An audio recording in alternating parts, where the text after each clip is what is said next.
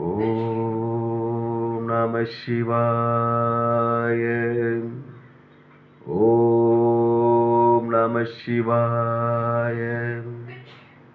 ஓம் நம சிவாய.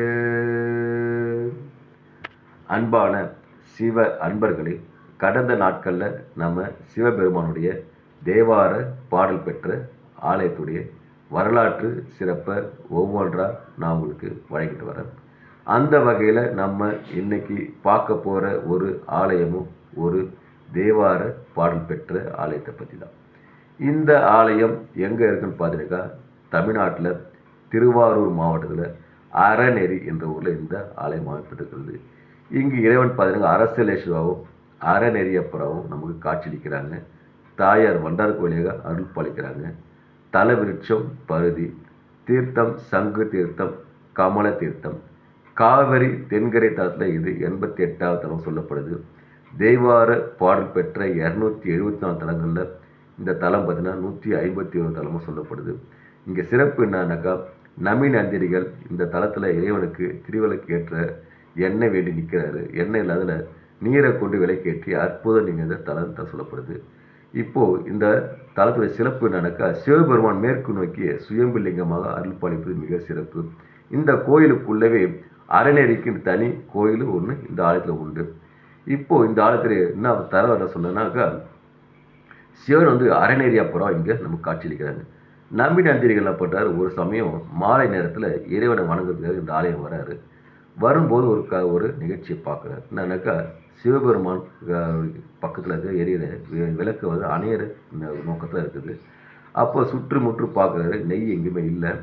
வெளியே வந்து பார்க்குறாரு, தூரத்தில் யாரும் வராங்களா, அவங்க நெய் கொண்டு சொல்லி விளக்கு வந்து எரியத்தை தொடர் செய்யலாம் பார்க்குறாரு. ஆனால் அவன் தூரத்துக்கு வெகு தூரத்தில் யாரும் வரல.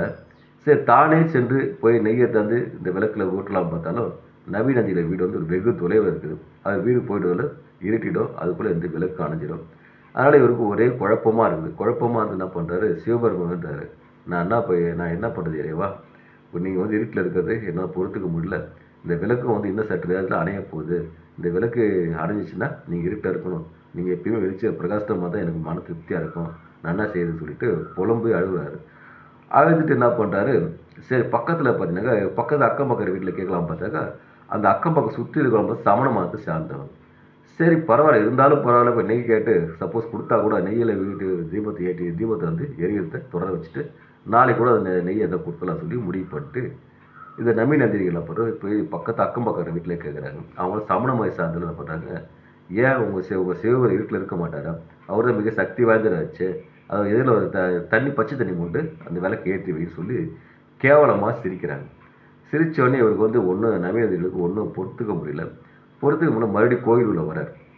கோயில் உள்ளே வந்தோடனே பார்த்தீங்கன்னாக்கா, வந்துட்டு சிவபெருமான் வேண்டார், உன்னை எல்லாரும் ஏளனம் பண்ணுறாங்க, நான் போய் கேட்டதே தவறு, என்ன அவமானப்படுத்தா பண்ண சேர்த்து உன்னையும் அவமானப்படுத்துகிறாங்க, நான் என்ன இறைவன் பண்ணுறது, இந்த விலைக்கு இன்னும் சற்று நேரத்தில் அணைஞ்சிடும் போல தெரியுதுன்னு சொல்லி அழுது புலம்புறாரு. அப்போது அவருக்கு ஒரு ஆசாரி குரல் கேட்குது, நமி நீ நேராக சென்று அந்த குளத்தில் இருக்கிற தண்ணியை எடுத்துன்னு வந்து இந்த விளக்கில் ஊற்று, அந்த விளக்கு அடையாமல் பிரகாசமாக எரியும் சொல்லிட்டு அந்த ஆசிரியர்களுக்கு சொல்லுது. அதை கேட்டோன்னே அவர் சந்தோஷம் அடைஞ்சிருச்சு. சந்தோஷம் அடைஞ்ச பிறகு நேராக போகிறாரு. போயிட்டு அந்த குளத்தில் தண்ணி வந்து முண்டுட்டு வந்து அள்ளி வந்து விளக்கில் ஊட்டுறாரு. விளக்கில் ஊட்டினோடனே விளக்கு முன்பு எரிந்தது மிக பிரகாசமாக எரியுது. இதை பார்த்து நம்பி நந்தியர்களுக்கு வந்து மிக மிக சந்தோஷம் வருது. அதுக்கப்புறம் மறுபடியும் போய் ஒரு குளத்தில் மறுபடியும் தண்ணி முட்டுட்டு வர்றாரு. முண்டது கோயிலில் இருக்கிற எல்லா விளக்குலையும் ஊற்றி ஏற்றுறாரு. விளக்கு ஏற்றி இறைவன் மிக பிரகாசமாக இருக்குது. இதை பார்த்தோன்னே சமணருக்கு ஒன்றும் புரியல, என்னடா இதுன்னு சொல்லிட்டு ஒன்றும் புரியாத தன்னோட தவறை உணர்றாங்க.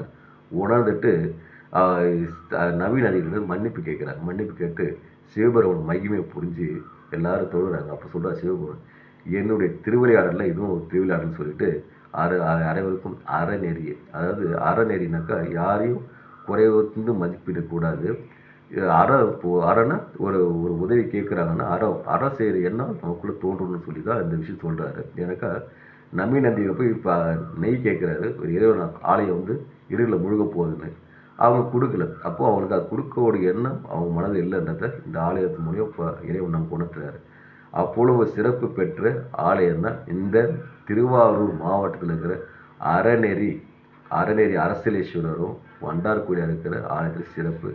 அதனால் அன்பான சிவ அன்பர்களே, வாய்ப்பை உருவாக்கிட்டு திருவாரூர் மாவட்டத்தில் அரூர் அறநெறி சென்று அங்கே இருக்கிற அசலேஸ்வரர் வணங்கி இறையருள் பெற்று இன்புற்று வாழ்க. ஈசனடி சேர்க. ஓம் நமச்சிவாய வாழ்க. நாளந்தால் வாழ்க.